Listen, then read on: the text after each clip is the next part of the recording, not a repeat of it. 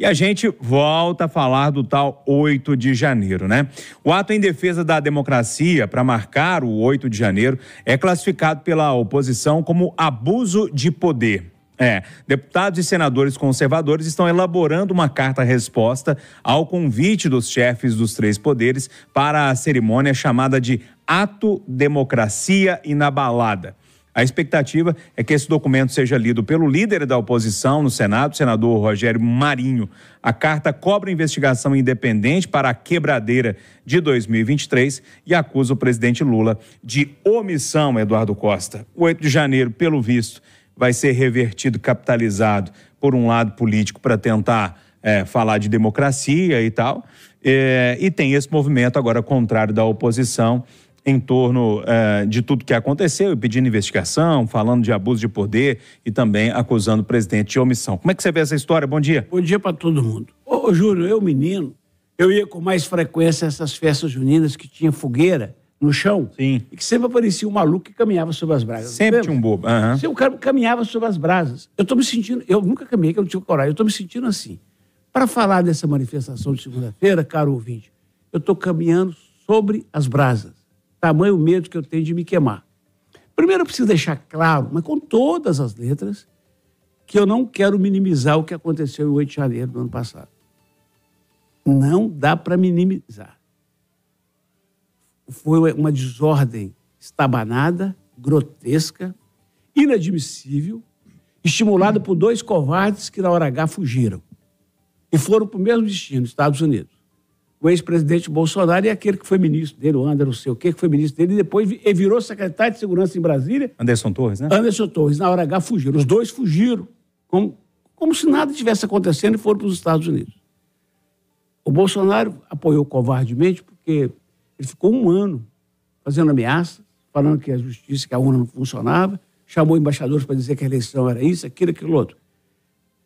Na reta final do governo dele, os caras foram para a porta dos quartéis falando em tomar o poder, em dar o golpe, pedindo o exército para salvar o país. E ele, como presidente da República, ficou calado. E todos aqueles generais, os seus oficiais, comandantes daquelas unidades do exército, todos já deveriam estar presos e punidos exemplarmente. Ainda não chegamos aos graúdos, mas já tem gente presa. Há uma investigação. Então, na minha modesta opinião, essa manifestação de segunda-feira é esticar a corda. É aquilo que eu tenho pedido tanto. Alguém vai dizer, mas Eduardo, você acha isso normal? Então, não. É grave, gravíssimo. E tem de se punir. Mas daí você reunir, fazer um negócio lá desse, vai esticar a corda mais desnecessariamente. Lembrando que quem está organizando essa manifestação já era o presidente da República. Já tinha tomado posse. E houve, todo mundo sabe, omissão também de muitos dos seus assessores mais graúdos naquele episódio. Então eu me pergunto, se tem gente condenada, se tem gente presa, se tem um relatório de uma comissão parlamentar de inquérito que o Ministério Público, olhando, vai poder indiciar, inclusive o Bolsonaro. Para que fazer isso segunda-feira?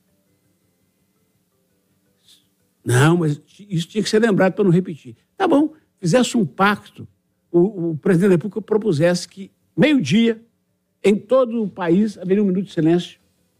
Hein? Para aquilo não acontecer. Mas pronto. Não, tem que fazer uma festa em Brasília, gastar um dinheirão danado e todo mundo para lá, aquela fusaca toda.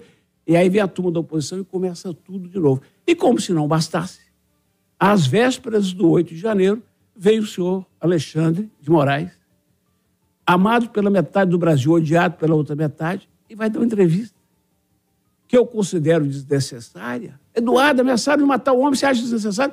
Não, acho isso grave. Apura, põe na cadeia aqui, e não vim para se fazer de Marte. Júnior, o problema do Brasil, desde 2014, quando o Aécio perdeu para Dilma e não aceitou, é que todo mundo quer esticar a corda. E o país não tem sossego.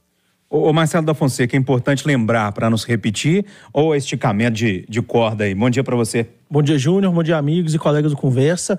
Bom dia aos ouvintes. Eu não acho que é um abuso de poder igual os parlamentares da oposição estão falando, não. Eu acho que é um ato político. E como políticos estão participando, é normal, né? O presidente Lula vai tentar puxar, né, tentar ganhar espaço com isso, ganhar força política com isso. Ele vai tentar capitalizar em cima de um ato de vandalismo, né, de depredação, que ficou muito marcado como um ato muito negativo para os bolsonaristas. Como eu também não acho, né, abuso de poder, quando o ex-presidente Bolsonaro, no 7 de setembro, fazia um discurso para os seus apoiadores. Eu acho que está ficando muito comum no Brasil, qualquer ato que não é do grupo que você gosta, você classificar como abuso de poder. Aí você vai no Supremo e tenta questionar. E as pessoas estão esquecendo que a democracia, ela também conta com isso. Quem discorda de você também tem o espaço para falar, também tem espaço para expor ideia.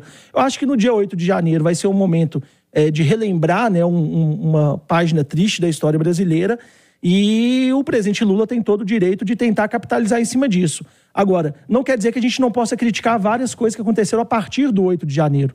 Né? Não quer dizer que a gente não possa criticar vários excessos que foram cometidos, né? O Eduardo citou aí o Alexandre Moraes na entrevista de ontem. O Alexandre Moraes simplesmente não responde muitas questões que são colocadas para ele, né? Sobre os prazos que ele dá para os advogados, né? Ele não deixou, inclusive, alguns advogados se manifestarem em alguns casos, né? Em algumas defesas, algo que a própria OAB condenou. Então, assim, houve um excesso muito gritante naquele dia, né? Houve uma tentativa de golpe, né, um ato de vandalismo lamentável, e a partir daí vários atores começaram a cometer vários excessos.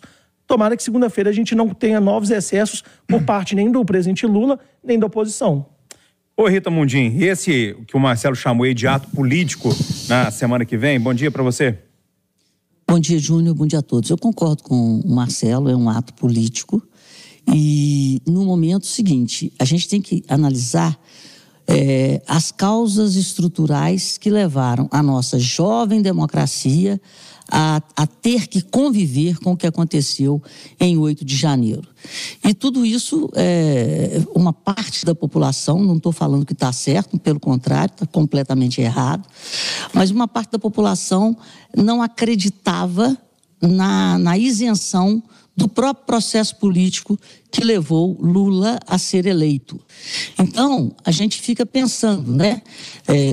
Era um preso, um presidiário que tinha sido condenado em 2 instâncias, que cumpria pena, que foi solto, virou candidato e ganhou.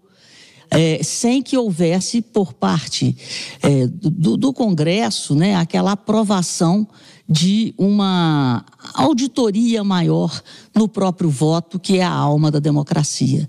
Então, tivemos causas estruturais que fizeram com que parte da população fosse levada a isso, extremamente condenável. Mas o que a gente tem que entender também é que excessos foram cometidos, excessos e omissões, por parte do próprio governo e por parte até do próprio STF, na condução lá atrás, né, do processo, através das decisões. Então, foi um processo eleitoral muito tumultuado e polarizado. Então, é um ato político para polarizar ainda mais o país, que está sendo coordenado e convocado por aquele que, ao tomar posse, disse que gostaria de unir o país. Então, a democracia ela tem que ser defendida todos os dias por nós, cidadãos, através do nosso voto e através da lisura, da transparência dos processos. Então, resumo da ópera, sobram excessos, nesse caso, né? E sobram excessos e omissões na atuação do próprio governo, na apuração isenta do que realmente aconteceu no dia 8 de janeiro. William Travassos, para a gente arrematar esse assunto, a gente está falando aqui de investigação, de ato ali para marcar e para lembrar esse dia. A gente está falando de um monte de coisa, mas eu sinto falta da gente relembrar o que realmente aconteceu naquele 8 de janeiro, né?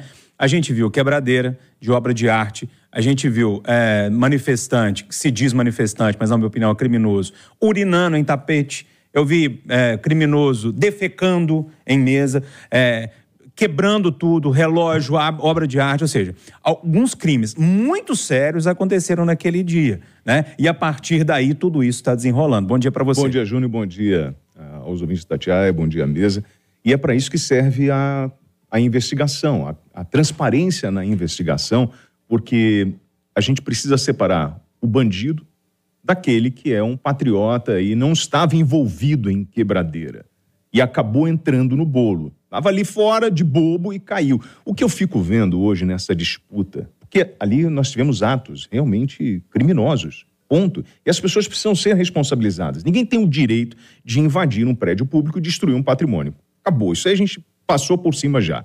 Os responsáveis por essa invasão precisam ser identificados. A cobrança é, bom, quem estimulou isso? Tinha gente infiltrada? Era a turma da esquerda? Então, vamos esclarecer. O problema do nosso país hoje é que nós não temos uma liderança na direita. Alguém que apareça com equilíbrio emocional e conhecimento jurídico para poder emplacar as reivindicações necessárias. O que a gente está vendo hoje, os caras falam, os conservadores reclamam. O Alexandre de Moraes disse na entrevista que foi sequestrado 3 vezes. Ele tem que dizer quem foi. Amigo, Alexandre de Moraes foi secretário de Segurança do Estado de São Paulo, na época do Alckmin. Se você fosse sequestrado, você ia antecipar alguma coisa da tua investigação, dando nomes e tudo? Não. Vai buscar um por um com calma. Então, a gente está cobrando, um monte de gente gritando, falando um monte de besteira, tentando chamar a atenção em função do próximo ano eleitoral, querendo, e o governo, por outro lado, levantando a bola do ato anti-8 de janeiro para promover o Dino. Então, assim, nós somos marionetes. E, infelizmente, não vejo uma liderança competente do lado da direita.